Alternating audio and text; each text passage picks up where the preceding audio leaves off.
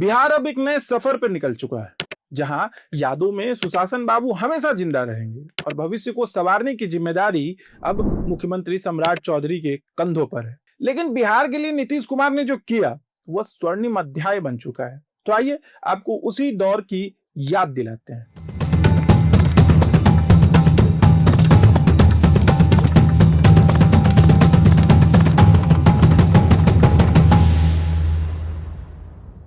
साल 2005 से पहले बिहार का नाम लेते ही एक तस्वीर उभरती थी।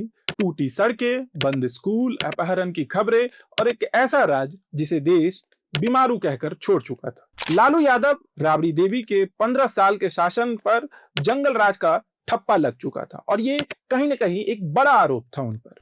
चारा घोटाला, चरवाहा विद्यालय और बिगड़ती कानून व्यवस्था ने बिहार को तोड़ कर रख दिया था।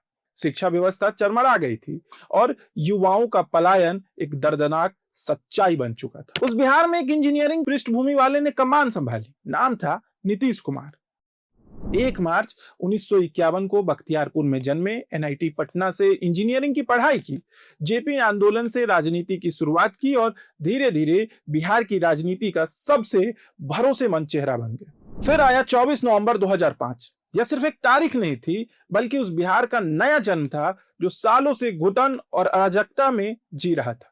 नीतीश कुमार ने सत्ता संभालते ही पहले कैबिनेट बैठक में कानून व्यवस्था, सड़क, बिजली और प्रशासनिक सुधारों को प्राथमिकता दी। उन्होंने सभी डीएमओ को साफ निर्देश दिया कि भूमि विवाद को प्राथमिकता के आधार पर सुलझाया जाए, क्योंकि वो जानते थे कि ज्यादातर अपराधों की जड़ यहीं से शुरू होती है। दरअसल 2005 से पहले ही नीतीश कुमार ने अपनी नैतिक साख स्थापित कर चुके थे। 1999 में रेल मंत्री रहते गैसल ट्रेन हादसे के बाद उन्होंने बिना दबाव के इस्तीफा देकर यह साबित किया था कि वे जिम्मेदारी लेने से पीछे नहीं हटते।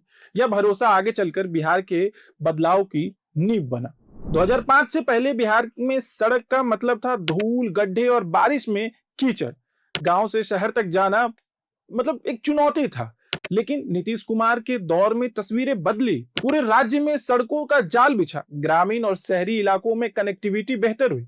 पटना समेत कई जिलों में फ्लाईओवर बने, आधुनिक परिवहन नेटवर्क खड़ा हुआ और पुलों के निर्माण व सुधार ने व्यापार और लॉजिस्टिक को नया रफ्तार दी।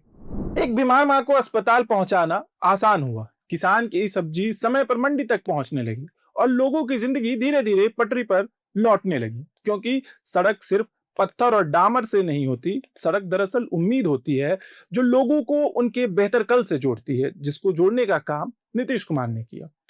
नीतीश कुमार की सबसे भावनात्मक योजनाओं में से एक रही साइकिल योजना। बिहार की वो बेटियां जो स्कूल की दूरी के कारण पढ़ाई बीच में ही छोड़ देती थी, उन्हें सरकार ने साइकिल दी। लेकिन वह साइकिल सिर्फ 2 पहियों की सवारी नहीं थी, बल्कि एक नए सपने की शुरुआत थी। अपने पैरों पर खड़े होना और आगे बढ़ना, कुछ बनने का। इसके साथ ही पोशाक योजना, मुफ्त किताबें, छात्रावास और छात्रवृत्ति जैसी पहल ने उन बच्चों को भी स्कूल खींच लाया जो कभी खेतों में काम करते थे या घरों में ही सीमित रह जाते थे। धीरे धीरे तस्वीरें बदली। जो पीढ़ी अनपढ़ रह जाती थी वह अब स्कूल जाने लगी और यहीं से बिहार के भविष्य ने एक नई दिशा पकड़ ली। इतना ही नहीं, नीतीश कुमार ने महिला सशक्तिकरण को एक नई दिशा दी। आधी आबादी को पहली बार मजबूत आवाज मिली। पंचायत चुनाव में महिलाओं को 50% आरक्षण देना बिहार की राजनीति में क्रांतिकारी कदम साबित हुआ। इसके साथ ही मुख्यमंत्री महिला विकास योजना, स्वयं सहायता समूह और रोजगार प्रशिक्षण कार्यक्रमों ने लाखों महिलाओं को घर की चौखट से बाहर निकलने का हौसला दिया। जीविका दीदी सिर्फ एक नाम नहीं रहा, बल्कि आत्मनिर्भरता का पहचान बन गया।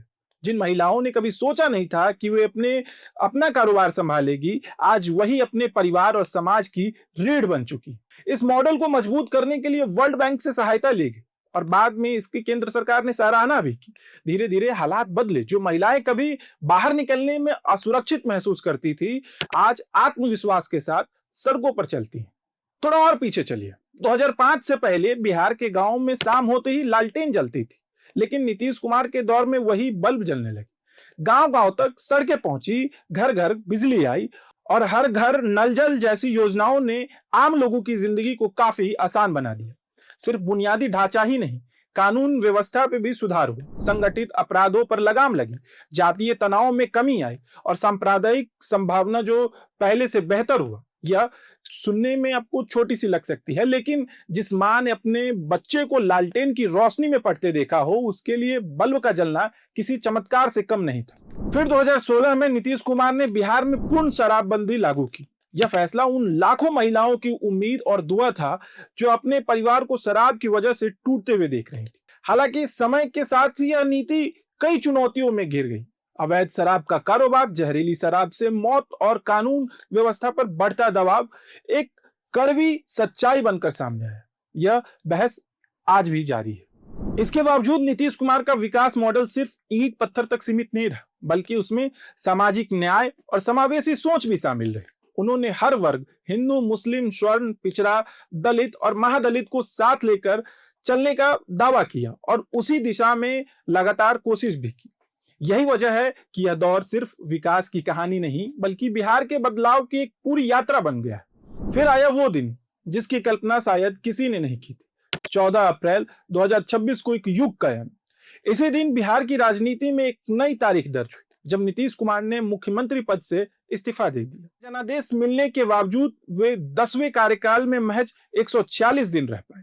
भाजपा ने अपना नेतृत्व आगे बढ़ाया और उन्हें राज्यसभा का रास्ता मिला और वे चुपचाप आगे बढ़ गए। बिहार में पहली बार भाजपा के मुख्यमंत्री बने सम्राट चौधरी। करीब 20 साल बाद नीतीश कुमार ने वह कुर्सी छोड़ी जो सिर्फ एक पद नहीं, बल्कि उनकी पहचान बन चुकी थी।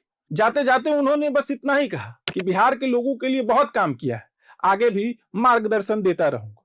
नई सरकार ने भरोसा दिलाया कि 7 निश्चय की राह जारी रहेगी, शराबबंदी जैसी नीतियां भी बनी रहेंगी।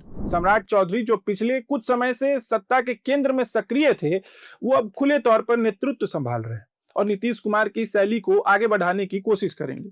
लेकिन असली सवाल अब भी हवा में तैर रहा है। जो बिहार नीतीश कुमार की कार्यशैली में ढल चुका था, क्या वह इतनी आसानी से किसी और नाम को स्वीकार कर पाएगा? क्या सम्राट चौधरी वही भरोसा, वही संतुलन और वही पकड़ बिहार में बना पाएंगे जिसकी बिहार को आदत हो चुकी है?